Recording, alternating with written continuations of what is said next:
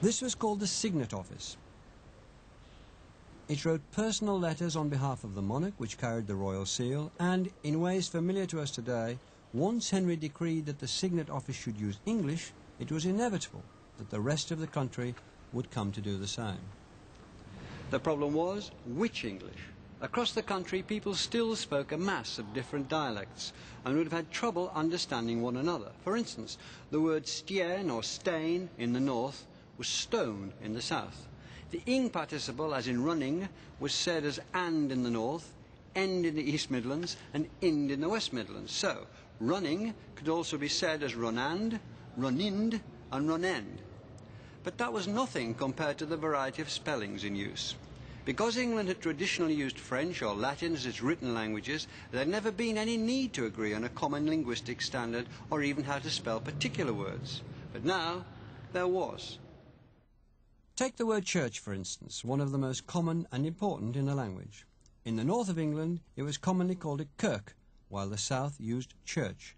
However, kirk could be spelt K-Y-R-K, K-Y-R-K-E, K-I-R-K-E, K-E-R-K, K-I-R-C, and K-E-R-K-E.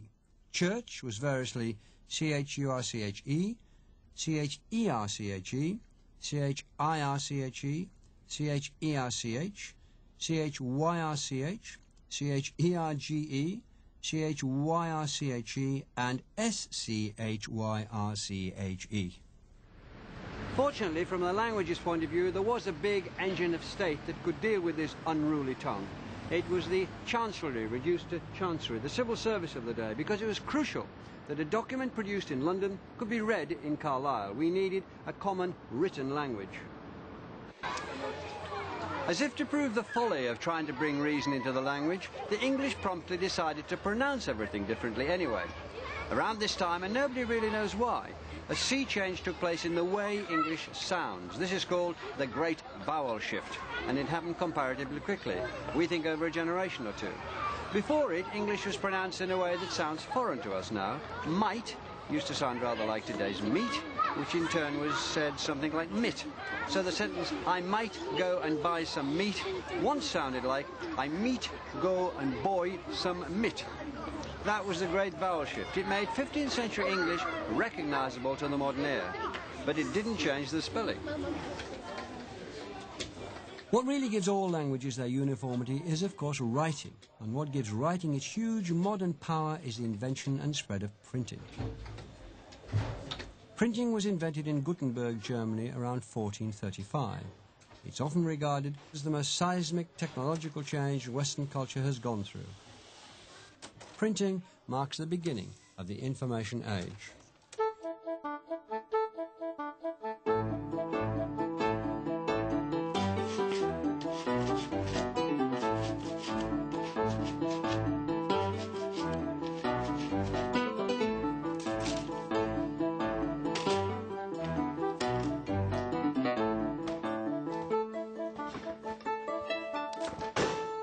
Caxton tells us that he is translating Virgil from a French version, but he doesn't know which English word to use for eggs.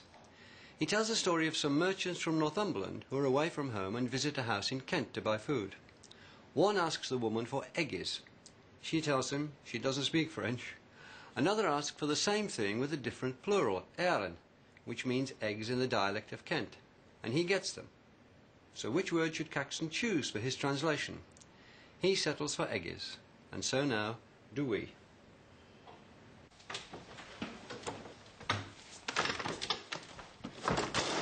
So it's printers, as much as teachers and writers, who decide on a lot of words and their spellings. And although it was writers like Chaucer and Wycliffe who had established a dominant dialect, it was Caxton's publications that consolidated the gains which would eventually be made permanent by the English Bible, which in Tudor times, thanks to printing, reached everyone who could read. The scene was set for the creation of probably the most influential book there's ever been in the history of language, English or any other.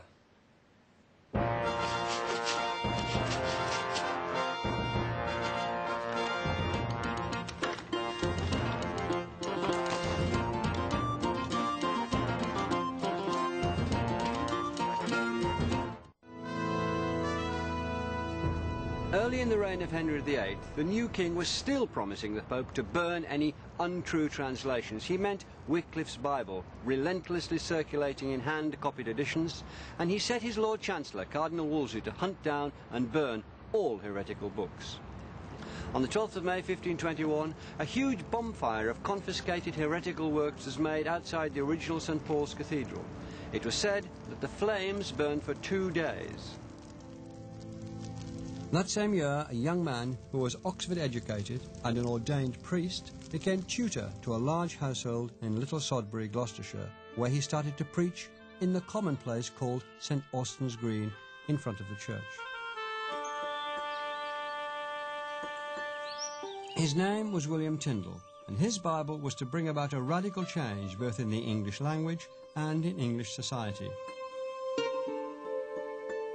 He's had more influence on the way we speak than anyone except Shakespeare, and he had to leave the country to do it. Tyndale was in the mould of Wycliffe 100 years on. To a cleric who challenged him, he answered, "Ere many years I will cause a boy that driveth a plough to know more of the Scriptures than thou dost." You may say he finished Wycliffe's business. He believed passionately in an English Bible.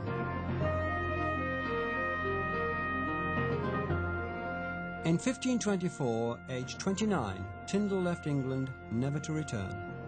He settled in Cologne and began the work of translating the New Testament into English, not from Latin, but from the original Hebrew and Greek. By 1526, 6,000 copies had been printed abroad and were about to be smuggled into England. Henry VIII and Cardinal Wolsey, whose spies had alerted them, were terrified of this perceived threat, and the whole country was put on alert. Naval ships patrolled the coastal waters, boats were stopped and searched, and a great many of the Bibles were intercepted. For the state, this was a serious struggle. Latin was the language not only of God, but the state's authority rested on it too. The enemy had to be beaten off, an enemy that would eventually give the English language so magnificently to the English people. But first tens and then hundreds of these Bibles began to get through. The Bishop of London tried another tack. He sought to buy the entire print run through an intermediary.